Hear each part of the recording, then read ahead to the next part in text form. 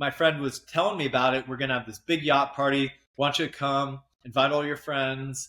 And I was like, this sounds epic. Should we fly a helicopter in and rappel down? And he's like, can you do that? And I'm like, yeah, I do it all the time.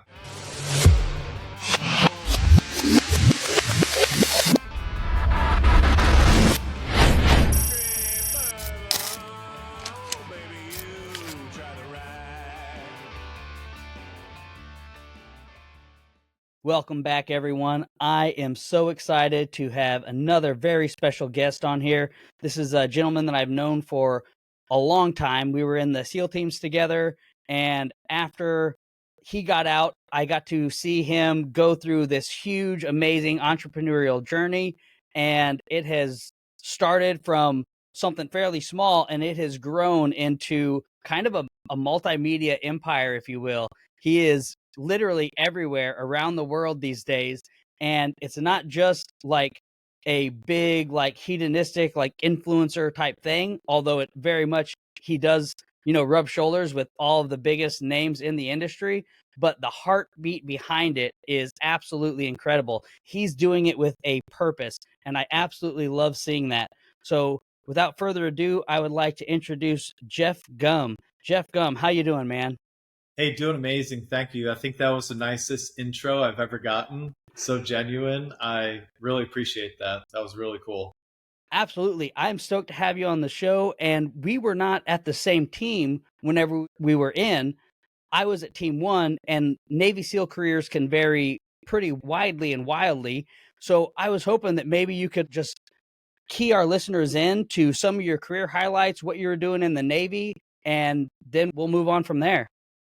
Yeah, so I think we've known each other since buds, actually. I think you were either a class or two ahead of me, or were you a rollback at all too? In I brown was, yes. rollback, as I was like a white shirt coming in. And so we just like crossed paths a lot. Like for me, it was the very, very beginning.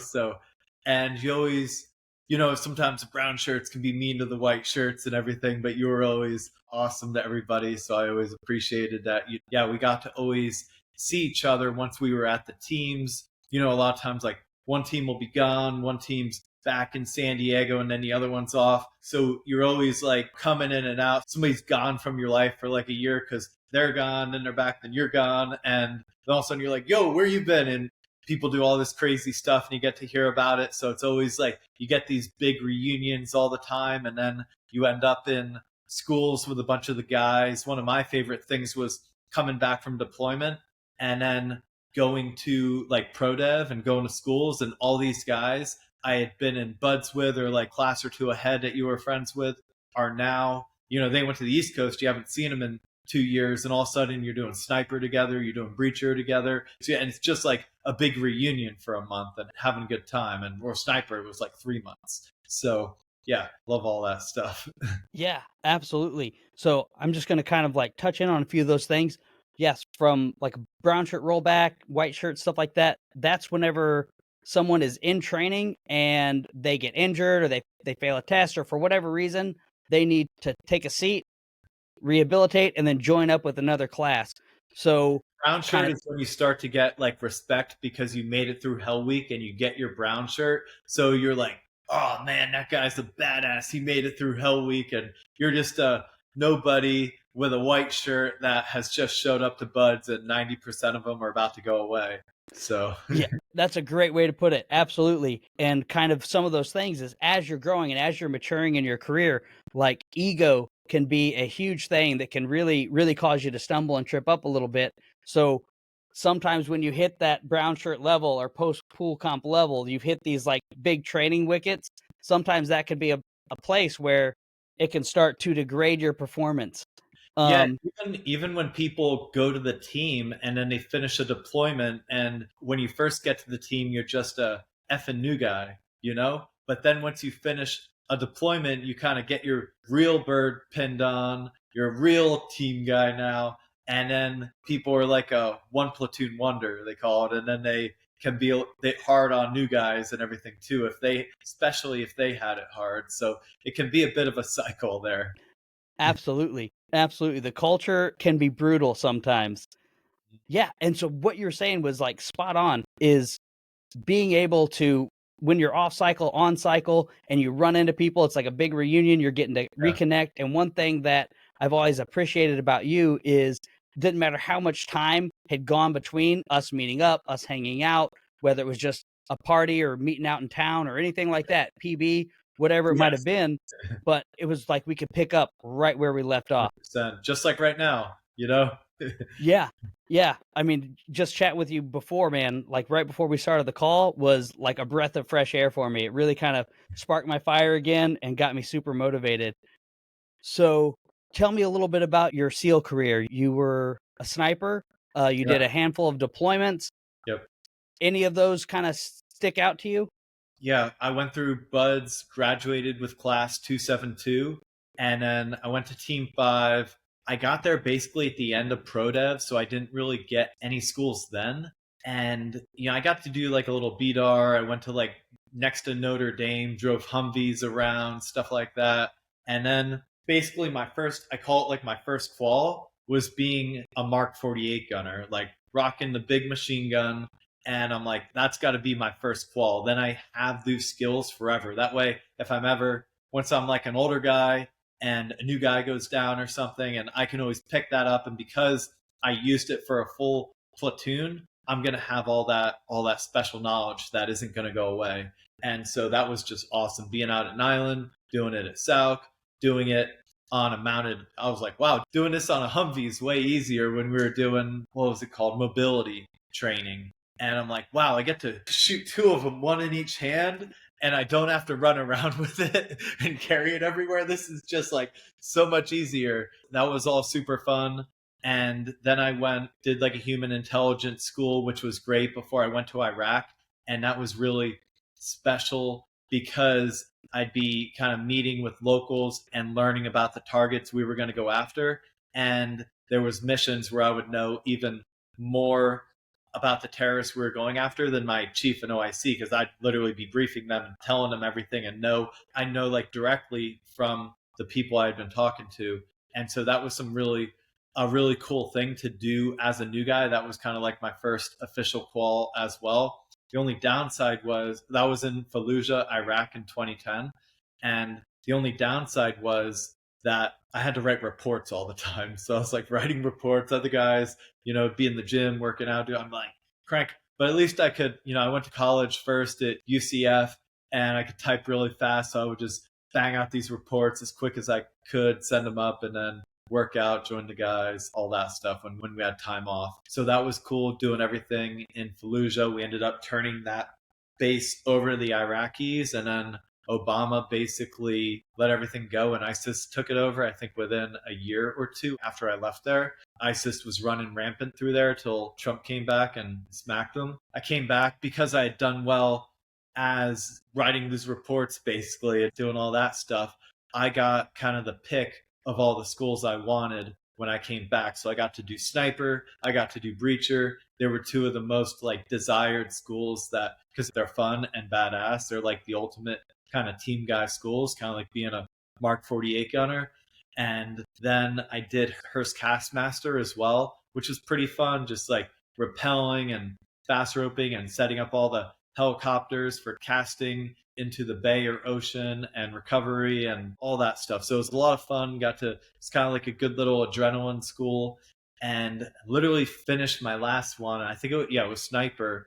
And then maybe like 15 guys were about to go to Hawaii and they had a mission to protect Obama working with the Secret Service. And I'm like, I want to go to Hawaii. And so went out, did a mission out there, had a good time, basically got to meet all the new guys while we were out there. Was just awesome time in Hawaii. Basically came back and started the second platoon, went through, did same type of workup and everything. And then I went to Abu Dhabi mainly, but we bounced around other parts of the Middle East as well, us with the crisis response element there. And I think it was like 4 months in. We were doing a lot of training, just basically always being ready if there was a hostage situation, kind of pirate situation, just training for everything, Benghazi, embassy, all types of stuff. We were just trying to stay ready. And while we were doing a hostage rescue training mission, I ended up fast roping onto a roof and herniated my L5S1. I didn't even know it till the next day. I finished the mission, went home, ate, and my disc swelled up overnight. And then my foot like stopped working, and I had all this crazy sciatica and stuff going on. I thought I was having an IT band issue. I didn't even know what it was. And was going to the doctor trying to figure out what it was. And then they realized I had herniated my disc, and they literally flew me that night to, what was it? Basically over to Ramstein and Landstuhl. And literally the next morning I had spine surgery, which kind of really sucked. It was like 2 days before Christmas, and got my deployment cut in half. It was very frustrating, but luckily it all went mostly well, and I was able to recover. Spent like 2 weeks in Germany, flew back. I was on like medical leave, got to spend basically a month with my family in Pennsylvania, and then flew back from there to San Diego and just started a really serious physical therapy program, trying to make sure I would be back and ready for the teams. At that point, I became an instructor. I got recruited by my former platoon chief in Iraq to go to Combatives, and he knew I trained a lot with like Jocko and Dean Lister and trained at Gracie Baja before I went there, and I was real close with the Gracie family and everything. So he knew I would just be really good Combatives instructor. And yeah, went there, started teaching. Within a year, I became LPO of Combatives, was running the range safety operations course, and yeah, just had a really good time as an instructor. Really was thriving there. But I kept training with a lot of guys in the UFC, teaching Combatives, just training all the time, going and doing trips to Brazil with the Gracies. And then slowly my back started getting worse and worse. And so after having to go to medical all the time for like a back injury and having to sit out of training my last couple of years, they basically put me in for a retirement then. And so then finished doing 10 years in 2017. So about the last year, I focused a lot on transitioning out. I did the Honor Foundation. I was in cohort 5. One of the, now they've got like over 100, maybe even 200, I forget, cohorts that have been through. It's pretty incredible, founded by Joe Musselman. But did that, helped me a lot. And then I got introduced to some UCLA Anderson faculty and basically started prepping for the GMAT. I realized one door was closing and one door was opening. I had several friends who had done their MBA at Wharton and they were living in LA. They were like, UCLA's the best school in Southern California. You can go there. And they have great entrepreneurship program and you can be close to us. They kind of helped mentor me in business. And so I founded Sunga Life my last year, got my GMATs done, applied to UCLA, and then I basically did a gap year. As soon as I retired, I started traveling the world with my friend who had been born without arms and legs. He had bear crawled Kilimanjaro. Kyle Maynard. Yeah, Awesome. exactly. Yep. So we started doing all these adventures. When I went to like 20 countries with him, I took him diving at the Great Barrier Reef. I just held his scuba tank and swam him all around. We had a epic time. Climbed the highest mountain in Australia together. Literally just went to like Mykonos, to Barcelona, to Croatia Yacht Week, to Israel. I carried him on my back to where Jesus was crucified, all the way up the mountain, and just had nonstop adventures for a year. Basically finished all that. Yeah, had some, went on another trip, Australia, New Zealand, bounced all over. And then I was like, all right, time to get back into it. Had my fun gap year and started at UCLA. And that was just awesome. Helped me grow and scale Sunga Life a lot from there. Dude, that's such an awesome story. And one of the things that kind of touch on is even through training, you go into it with the mentality is you're like, hey, I'm going to make it through this training. I'm going to be a Navy SEAL. And the only way that I'm not is if I'm pulled out on a stretcher or something like that. Yep. So I want to say kudos to you because you got to do literally all of like the most epic team guy stuff, the most epic team guy schools. You got to live that career and you were kept pushing. And it was just until that time whenever it wasn't your fault. Sometimes medical, we're in a high risk job. Totally. We do dangerous stuff every single day. It's only a matter of time before that catches up to you. And I just want to say kudos to you for driving it like you stole it, taking it all the way to the end. and making the best out of it. Sniper, breacher, human, all like the Mark 48, Yep. all of the quintessential like team guy It was skills and it the was fun a stuff. big, yeah, it was a big lesson I learned. So it's like there's a time to persevere and there's a time to pivot. Like I had a bunch of kind of trials and tribulations going through buds. I got VGE, led to me getting rhabdo, got literally dropped, talked my way back in, went to the next class. That's where they found out I had rhabdo after I couldn't pass a single thing in 271. Got rolled again, went on medical leave, came back. Ty Woods is my instructor. I just trained with him for several weeks and then got healthy and strong. And I was so used to doing everything with my body not working. And now all of a sudden I was in incredible shape, so mentally tough. I've done buds twice, partly with my body not working. And first one ever diagnosed with rhabdo, and first one ever that had been dropped and allowed back into training after talking my way back in and having other SEALs who knew me call in and vouch for me. Persevere, persevere, persevere, no matter what. Get back in, crush it, laughing in Hell Week, making jokes like, man, Hell Week's easy when you don't have rhabdo and other stuff. And then graduating with 272, and then, different things through the way, but, a lot of perseverance going through the teams as well. And then, but once like that real serious injury had come, and if I tried to persevere through that one, I could have ended up with a crippling injury at the end. I could have ended up paralyzed or whatever with my back if I just tried to keep pushing it. And I could have been a liability to my platoon. I could have come back not the same person. And I had other goals in my life. I had cousins who were really successful in business that had kind of mentored me, pushed me to study business when I was in college at UCF. One of them ended up founding Echelon Fitness, Lou Lenteni, which is like $1 billion company now. So I was like, all right, one goal has gotten almost all the way to what my dreams had been. Now let's pivot to the next dreams. And the same kind of excitement I had for going to butt. Remember when we'd have to run across the Silver Strand from like the bay side to the ocean side, and everyone just go, hoo-yah! And I just running across the street, running across, yelling hoo-yah, and like, I'm finally here, I'm finally in court. I wanted to be a SEAL since I was 16. I tore my ACL, stuck in a brace, and I'm like, all right, I need the biggest challenge in order to be fulfilled. What is that? It's like, oh, Navy SEAL. 2 years later, 9/11 happened. I'm like, all right, now I want to go hunt the most evil people in the world, not just do something badass and challenge myself. And so I just became obsessed with it. And, that was like my whole adult life, basically, from like, 16 to being 23. I'd gone through college, but the whole time, the like North Star was being a Navy SEAL. Just get stronger, older, more mature, eliminate your weaknesses, start training with collegiate swimmers, and got dive suit certified. I'd always start training MMA with all these pro fighters and guys in the UFC and Pride. And good thing I got ready like that, because I had everything go wrong. It's still hard if you're a good athlete and really mentally tough. Buds is still hard.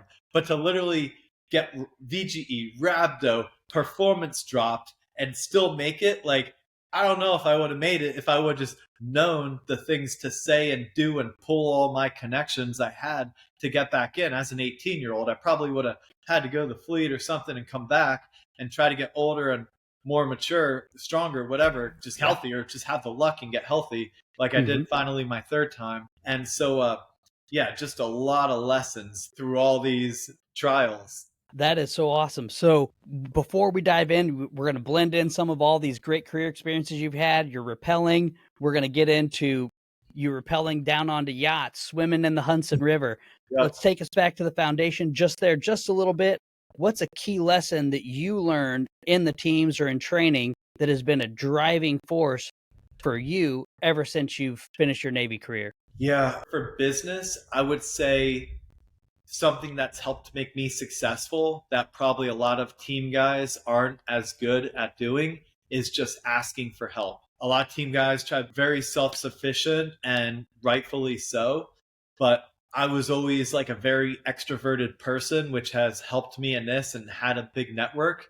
And so when I don't have an answer, Now things are easy with YouTube and ChatGPT and all that too. I try to be as self-reliant as possible, but especially when I got out and I wasn't as tech savvy, I would just call all the people I knew who had founded companies, been successful. They would walk me through it, and that really, really helped me. And I guess it was the same thing that got me through Buds, because I literally called my mentor right away and was like, hey, the performance dropped me.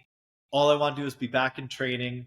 And he called and vouched for me. I went to Senior Chief Good and I'm like, hey, I'm 23 with a college degree. You can take away all my pay. You can take away my bonuses. I'll do Buds for free until I graduate. I just want another shot at this.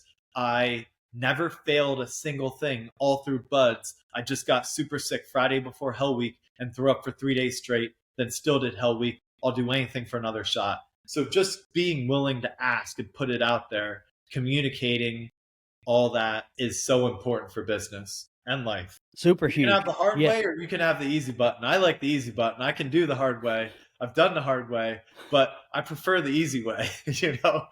I hear you. Remember the old joke they'd say, if you're going to be dumb, you better be hard. Yeah, absolutely. Absolutely. So speaking of dumb jokes, I've been guilty of doing something on a training outing or something like that, coming back a year later or my next cycle, and all of a sudden they're having the in brief and they're telling you all the things that you shouldn't do. And then I'm like, oh, wait, yeah, that was me. So something I'd like to kind of highlight here in the podcast is something along the lines of making the safety brief. So I was wondering if there's something, and it could be your civilian, all of your civilian things. It could be in your military thing, but something that might fall into the category of making the safety brief of things that you maybe shouldn't do, but they're pretty stinking funny. All right. There's guess this was a long time ago, so we're safe. I mean, not like they can do anything to me now, I guess, but pretty funny. We had a fellow new guy who I think after even everybody got their tridents pinned, I don't think he did. He was a good guy. He was immature for sure. And we work nights in Iraq. So we literally have our first meeting at 3 p.m. People kind of stay up at night, go to bed maybe 5, 6 a.m., sleep during the day, and we'd have this meeting. And constantly he'd still be asleep. We'd literally all be in there, our whole platoon. And the one new guy who had the worst reputation is sleeping through it over and over and over. And they're just like, the old guys, the LPO, they're like, we're not even going to deal with him. You new guys deal with him, or we're going to deal with you. So we're just like, all right. At one point, we literally just go in, hog tie him, shave his head, and then I think it was like the next night, he's doing something, and I think he pissed somebody off. I don't know what it was.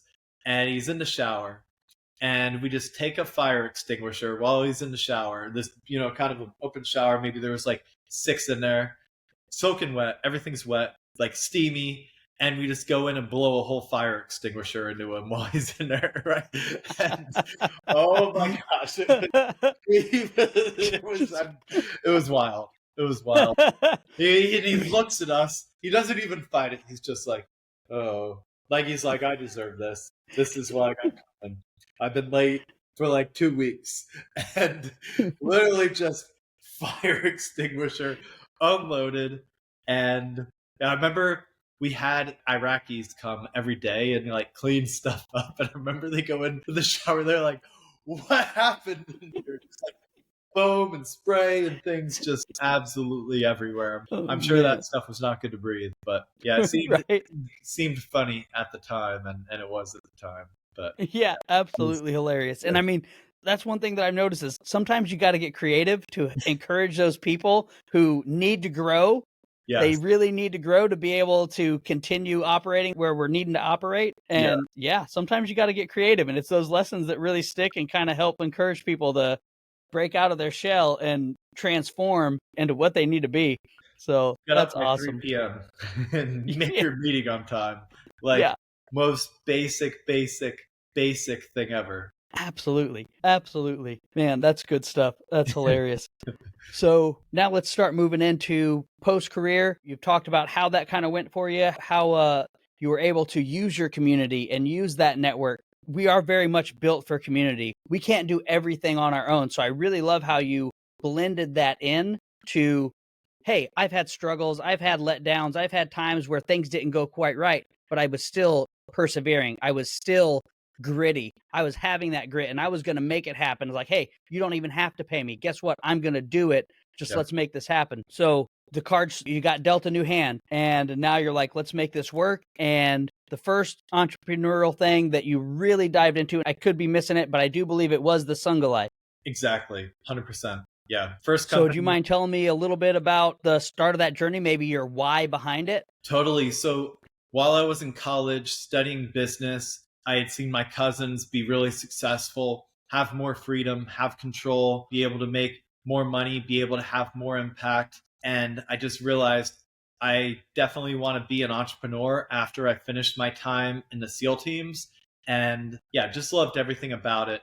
I had no idea what I wanted my first company to be for a long time. And then as I was teaching jujitsu and combatives and all that stuff for the SEAL teams and going to Brazil a lot, I kind of was at the beach with the Gracies and everybody's in sungas and the Brazilian girls are all in these Brazilian bikinis and I'm in board shorts. And I'm like, shoot, everybody's in this cool swimwear. I'm in these big soggy board shorts. I just come out of the ocean. My legs are all wet. Talking to a girl, I'm like, yeah, I think I need to get some of these sungas. Like, I see they're better for sun tanning. They're more free for swimming in the water. When you can put your board shorts back on and they're not all wet. When you go like out, because that's what everybody wears in Rio is just board shorts for going around because it's just hot. It's like Miami, basically, in Brazil. And she's like, yeah, and they're so sexy on men. And I'm like, that's it. I'm buying 10 of them. I like ran to the store, bought a bunch, got my first Sunga,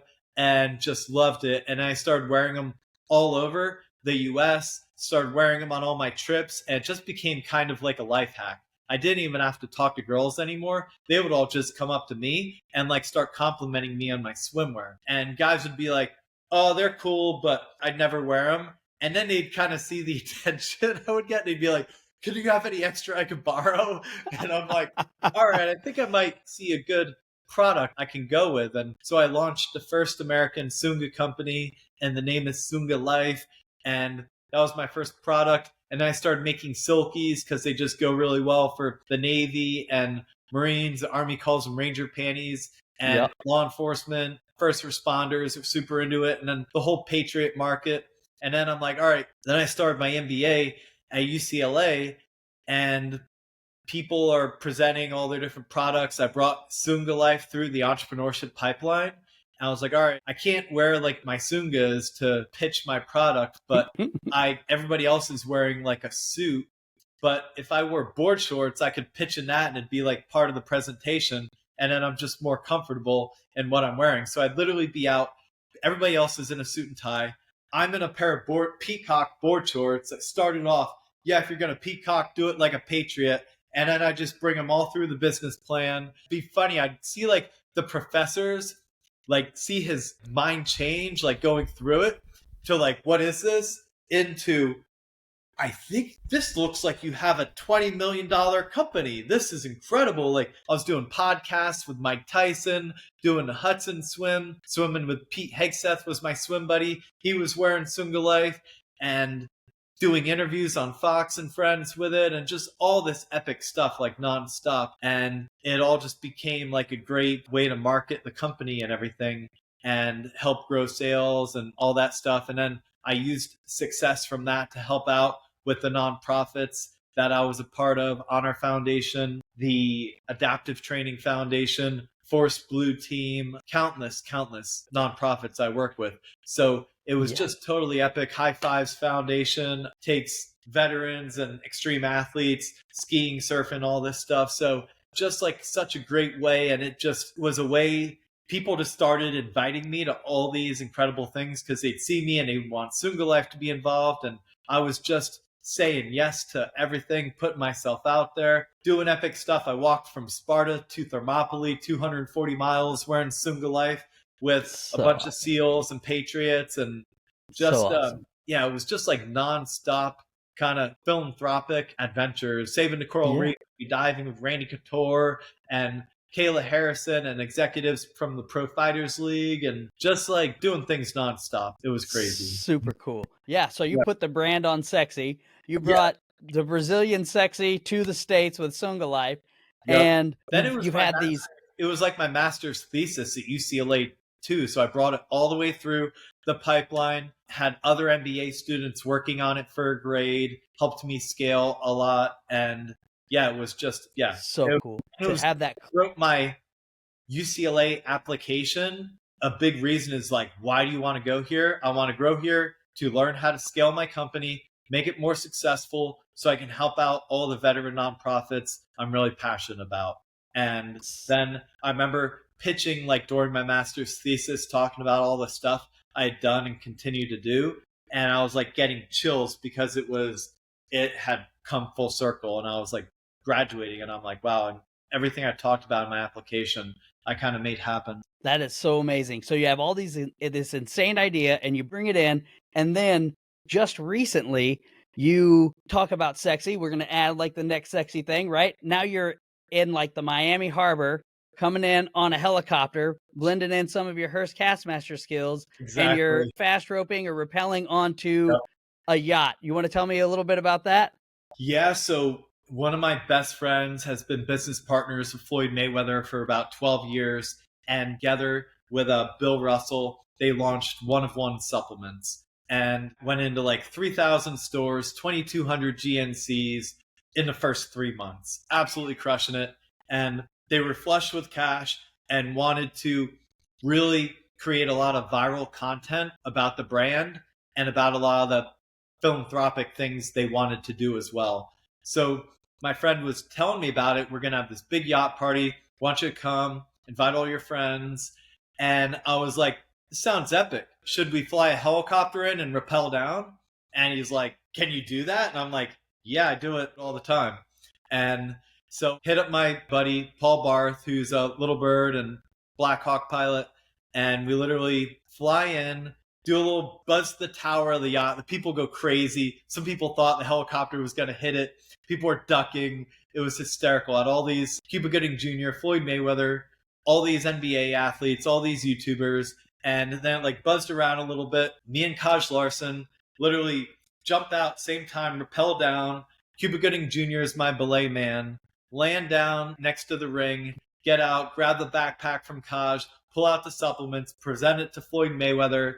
And then they came out with a bunch of shots of pre-workout and did some shots, started boxing in the ring with these girls who were like fighters. They're girls, but they're fighters. And they were just holding mitts, boom, boom, boom, hitting all the pads, putting the combatives skills to use, having a good time. Guys are benching, repping out 225, just having a blast and creating all this epic content.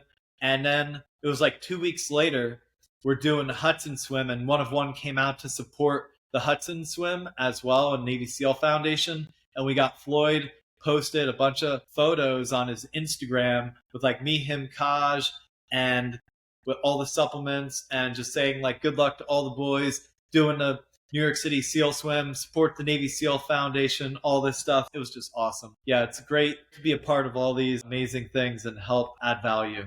Absolutely, man. You are just totally living the life. And one thing that just really sticks out to me that seems to be a core of what you're doing is not only are you not afraid to tackle those hard things, buds training, be a SEAL. Like it started off as, hey, I want to do what's going to be the most challenging thing. I'm going to be a SEAL. And then it became very purpose driven. Oh, I want to go after these terrorists that are wrecking havoc all around the world. Mm-hmm. And so then you had that purpose behind it. And you're still like always searching for that next hard thing, but there's always that purpose behind it. And now it sounds like you're moving that purpose into giving back, helping veterans. Tell me a little bit more of that passion and some of that purpose that you're driving into. Absolutely. So some of the things we talked about before was community. And so a big part of a lot of these things is a community within it, like that Adaptive Training Foundation, the Force Blue team doing that New York City SEAL swim on the Hudson River, and just having all these frogmen come in of different generations, having that community in your brotherhood. Long live the brotherhood that we can always count on. The other thing is having a mission. Guys come in from being a Navy SEAL and having all these really important things they're trying to do, keep their country, friends, family, loved ones safe. And so when people retire and they lose that, I believe it's one of the things that can cause people to really struggle. And so what else do you have to do? You have to find another mission. You can never let your memories be bigger than your dreams. You have to take what you've learned and use it to continue on. And so having these new missions, with some of it is Brotherhood and people from the SEAL teams that had before, and then it's also finding these allies along the way, guys who have done their MBA at Wharton. Now they have all this technical business knowledge that they can use to help me. I have all this experience from the things I've done overseas and in the SEAL teams that I can help them. And we just combine. It's like bringing on the Avengers to like tackle a lot of the world's biggest problems. And we're continuing to do that, and kind of through a lot of the stuff I did with the New York City SEAL Swim and Bill Brown and the Navy SEAL Foundation. By chance, our really good friend Pete Hegseth got nominated, and a lot of people were not supporting him, and it was really important for him to get approved there. So we all went out. We had over 100 Navy SEALs go out to DC, support him, have press conferences. And the same way he supported us when he didn't have to, he had never even swam with fins before. And he jumped in, threw Sunga Life on, threw fins on, and swam through the current, struggled, but freaking made it and never give up. And the same way he did that for us, we went and did it for him. And the whole focus was make America lethal again, bring back lethality to the military. Don't put the emphasis on people who are mentally ill, have to take so many hormones that they can't even be deployed, all these crazy things, focusing on all these woke ideologies that are just toxic. So went out, helped there, helped push to get Pete nominated there. And then now it's really brought it back. And that has like major impact, having the Secretary of Defense on someone you can trust, and not just having it be somebody who literally disappeared. The last SecDef disappeared for a month. He wouldn't walk around without his entire face covered up, and just an absolute coward. Look at how disgusting the Afghanistan withdrawal was, and our service members getting killed. People come 100%. And put all this pressure on Pete and saying he doesn't have the background. Pete has more experience in war than all the Secretary of Defenses of the last 30 years combined. He went to Iraq. He led troops as an infantry platoon leader. He had the Bronze Star with valor. He's the only one of all the SecDefs who went and fought. So that's how important it was to have him out there, having our back now and bringing back lethality. And a lot of my good buddies are like working for him directly now. And the things they bring to him, he immediately fixes. And it's good to have one of the good guys on our side for once. Absolutely. Super great hearing you say all of that, because one of my biggest frustrations in my career was the ebb and the flow. You kind of talked about it a little bit earlier. You talked about going into Iraq and targeting these high value targets, and we're creating white space and we're impacting the battlefield. And then all of a sudden we're wheeling back and we're losing ground. We're losing all of that. How many times have we been in and out of Yemen? How many times have we been kicked out? Like, I have friends who literally lost all of their gear. They had to pour concrete over their weapons because they're getting routed from the country. They're getting kicked out of the country by these terrorist organizations. And now look what's going on. Like, the Navy ships are getting after it now. Yeah. Airplanes are getting targeted. Yeah, they're getting shot down. They're crashing. Ships are getting targeted. Like, that whole region has just exploded into a hive of violence, a beehive of violence. And then you touch on Afghanistan. Like, how many times have we gained space and then just the shameful drawdown, like the way that it ended, it was just the ROEs handcuffing our special operators. We could have ended all this, but we've literally had to go to war handcuffed for 20 years. Pete and Donald Trump released the handcuffs, let the troops supporting us with the most advanced weaponry there is, letting go. The cartels want to come here and bring fentanyl and heroin and cocaine and everything else that's going to kill 100,000 of our youth a year. That's war. It might be the single most impactful thing going on in our country, is 100,000 young people being killed by these drugs. The fentanyl is so unbelievably deadly. You want to bring that here? We're just going to vaporize you from the sky. Don't even think about it. And the whole way anyone ever comes again, they're going to be thinking about hellfire coming down on them from thousands and thousands of feet above, and they're just going to be vaporized into nothing. Because finally, we have leadership that's going to bring it to them. Another thing I did actually was the EPA, Pete Hegseth. Did you ever get viral gastroenteritis while you were in buds and all that, or at the teams? Yeah. Yeah, I got it Friday before Hell Week. Deathly ill. It's all because Mexico just pushes all their sewage into the Tijuana River. It rains. It flows into Tijuana. It also goes into a sewage treatment plant that doesn't treat anything because it's Mexico and it's more than it could handle. And it goes through and then they pump into the Pacific. So it all just flows up miles. The current brings it right to wherever all the SEALs are training. And then guys like me and thousands of others since the 1960s get sick from this sewage. I got sicker than I've ever been in my life, and I couldn't eat food for 3 days. It led to me getting all the things I talked about. Drop from training, yeah. And many badasses did not make it because they got VGE and got extremely sick. SEAL training's hard enough. People are trying to get through healthy, and people are going through extremely sick. So they get pulled out, they don't make it, they go to the fleet, and they're pissed off the rest of their life when they deserve to be a Navy SEAL, and they just got too sick. So finally, Trump, Secretary Zeldin, Pete Hegseth putting pressure on Mexico. Mexico's finally supposed to fix it for once, and we actually gave them a bunch of money too. These are the types of things they're making a priority to protect our warfighters. And of course, the Navy they're like, all right, everybody's getting sick. Let's build $1 billion complex at the Silver Strand, and guys can't even go out on the beach because the beach is so filled with feces and sewage that they can't even go into the water. So make it make sense. But hopefully now it's going to be the time. I literally went on Fox News and talked about it. I think it's finally going to happen. Dude, that's awesome, because these are the things that really need to change, and those are the things that is the heartbeat behind this show, the podcast, the things that I'm doing now. Is I'm really truly trying to lock arms with like-minded people like yourself, like the many others that have taken these steps and taken action to make these changes, because we have the resources. We have the ability to make changes, even in the mental health world. Like, we've got veteran suicides. We've got a lot of these things that are going on. And it's really sad that even today, people are acting like it's some unknown phenomenon and they can't figure it out and they don't know how to help. But no, there are resources. There are clinics. There are therapies available that actually do help. And one of my things, I was speaking with Chairman of the Veterans Affairs just about a month ago, is that a stellate ganglion block, which is like something I learned about early on in my career at the Joint Special Operations Medical Training Center to become an 18 Delta or a SOCM, Special Operations Combat Medic.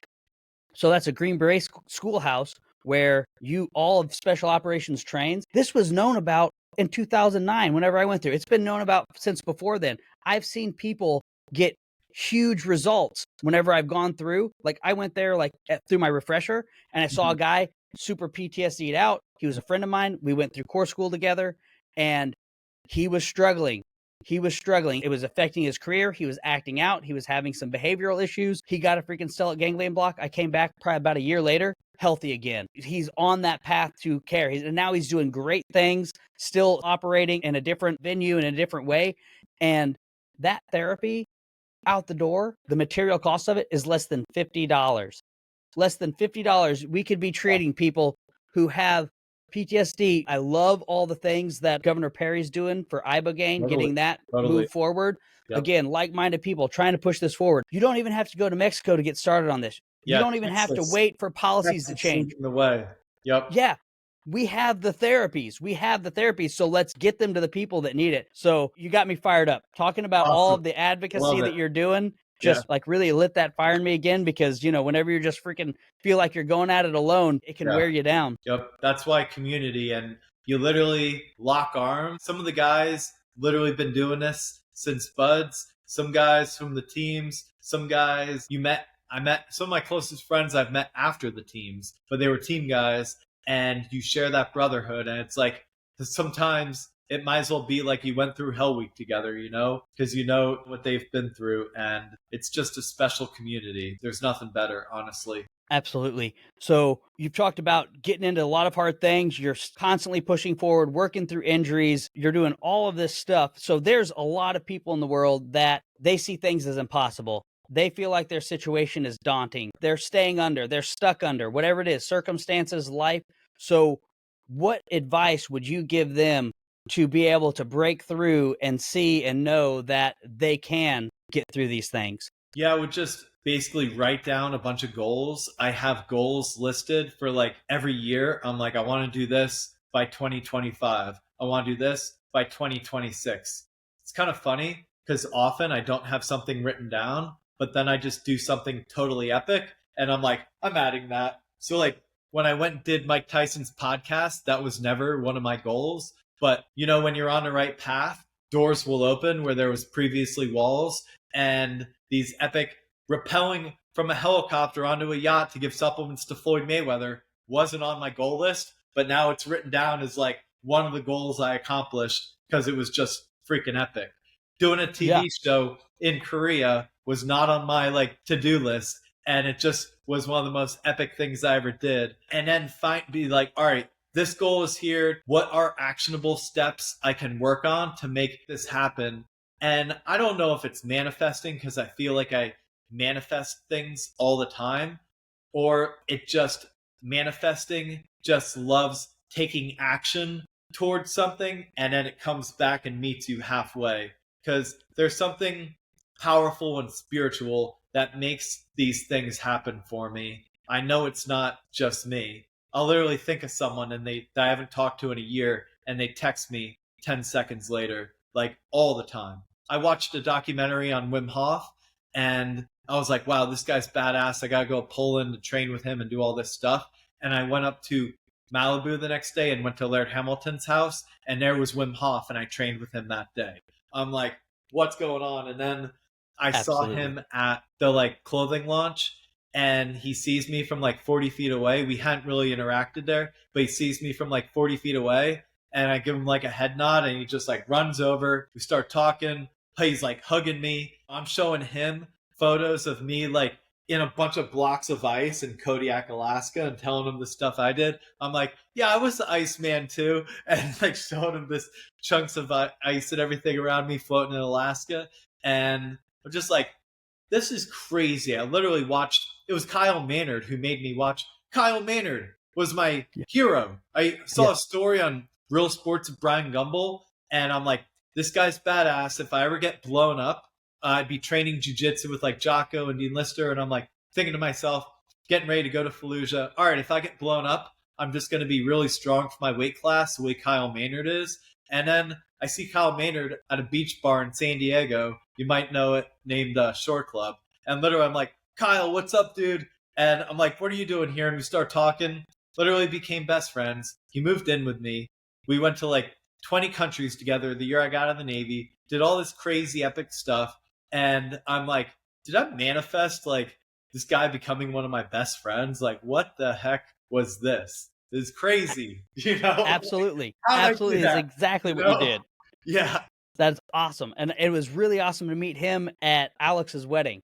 Yeah, totally. Yeah. He was such an inspiration. It was so cool just see him rolling and getting after it. And dude, such an awesome. I was in San Diego a couple months ago and got to hang with Alex. It was really great. Great people. Great people. One of my best mentors in the teams for sure. Oh, that's awesome. Awesome. So I'm going to spin it back your way. I'll let you wrap things up. If there's anything else you want to share, whether it's a project that you're super excited about right now, a vision, a goal that you've got, but man, you were just hitting all this awesome stuff on manifesting and meeting your heroes.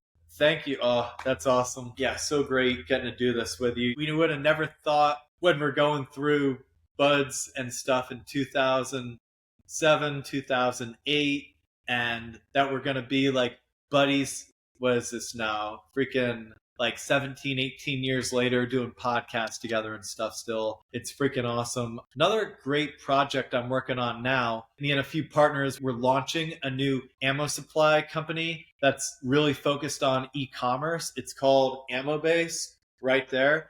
AmmoBase.com. It's going to come out within the next month. And basically it's going to have a lot of different ammo suppliers on there. A lot of the sites and things are very antiquated. Sites don't work well. All this stuff. Got to go through and like click, click, click, click, click, sites freezing, all this stuff. So we're just trying to modernize the way to buy ammo, get all the things that you want to buy.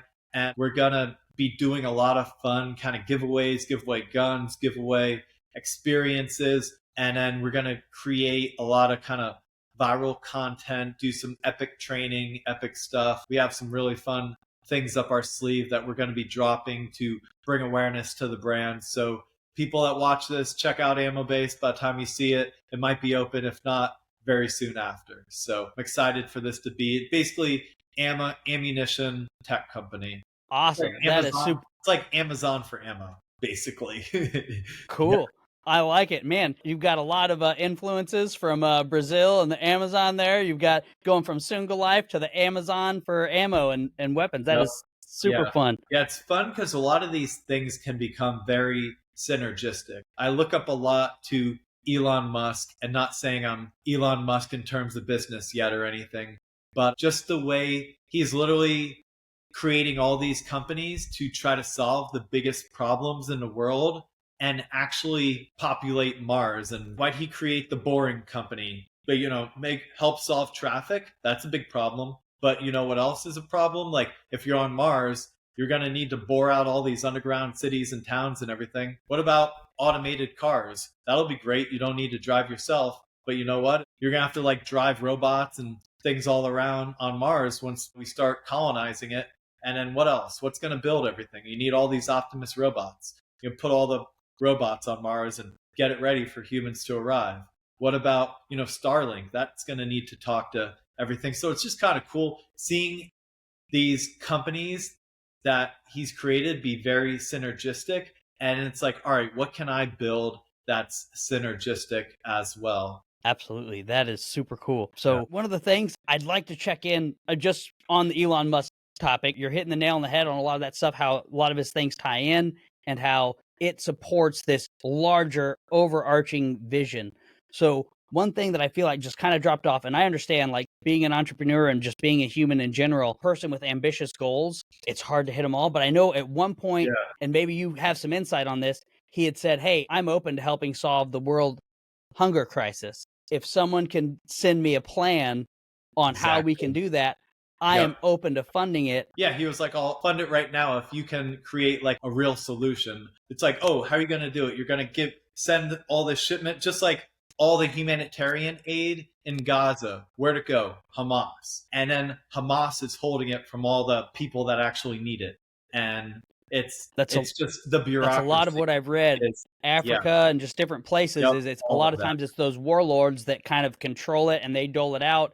And as opposed to it getting to the end users that it needs to get to, it's still just bolstering the corruption that's already in place. Yeah. Funding basically. So it sounds like it'll turn into funding warlords is what it is. Right. So it sounds like a big part of that plan that still needs funded is addressing that corruption issue and addressing that unnecessarily violence issue and finding a way to push that to the side so that those resources that are allocated towards that problem can actually solve that problem as opposed to perpetuating this cycle of violence. Yeah. And sometimes things on the other side of the world, you don't have direct control of what's going to go on. I don't know how much I can improve the situation in Gaza or Africa or wherever, where there's warlords and kids running around with AKs and children eating khat from like 4 years old and rotting their brains and all this craziness going. I don't know how much I can affect that. What can I affect? I can affect my community. I can affect veterans. I can affect the next generation of Americans to not buy into these woke ideologies that try to create victims. The whole victim mentality, help, help, help, or just people for a long time were just trying to prop themselves up as a victim because it gets more attention. It's like, all right, I'm a victim because I'm black. No, I'm a victim because I'm white, a woman. No, I'm a victim because I have a disability. I'm a victim because I'm trans. I'm a victim. And it's like people are competing on how to be the biggest victim, not trying to be the biggest hero. So it's trying to show people, take control of your life, take control of helping others, focus on yourself first, then you can focus on others, then you can actually make real change. That is awesome. I really love hearing what you're saying there and giving people the power back. So many times people get themselves trapped in injury and illness, anything like that. But you have shown through your life, hey, I might have had a back issue. I tried to work through it. It didn't work out. But you know what? Instead of me just swallowing pills for the rest of my life and just being the victim about it, I'm going to make a change in my life. I'm going to pursue higher education.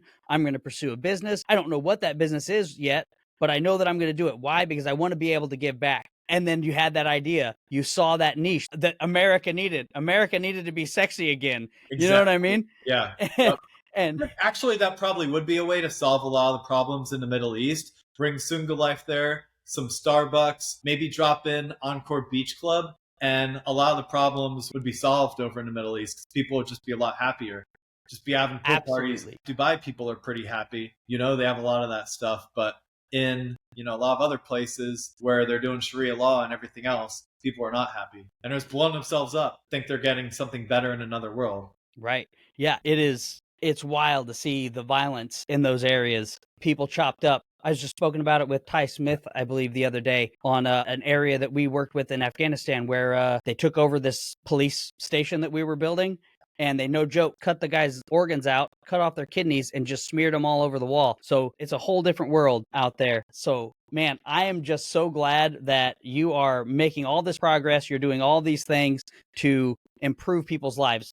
Paralyzed veterans, anyone who's had any issues, anything, you were just all in on helping out. That was one of the first things you said to me. He's like, hey, man, do you need a hand with any of that? Dude, hit me up. I'm your guy. And that heart and that passion is just so refreshing to see. Yeah, I didn't really want to do it, but Mitch Aguiar was doing a 10-day smashing greens fast. And he's like, will you do the fast? And I'm like, all right, buddy, for you, I will do it. And so I literally have not ate anything but greens for 9 days now. I got one more day tomorrow. And after I work out, I have protein shake and then having greens and reds from his company. I'm literally down 14 pounds. My abs are like way better again. And I'm like, all right, this was pretty good. I wasn't happy to do it, but now I'm really glad I did it. It's one of these things. Sometimes, like when you're going to work, you're like, all right, should I work out? I'm going to be really happy after I work out. So I'm like, get your ass over there. Go over, did it. Because of the pressure from Mitch, I'm like, all right, I'll do it. And now I'm like, all right, I'm glad I did it. I got my abs back. I'm feeling better.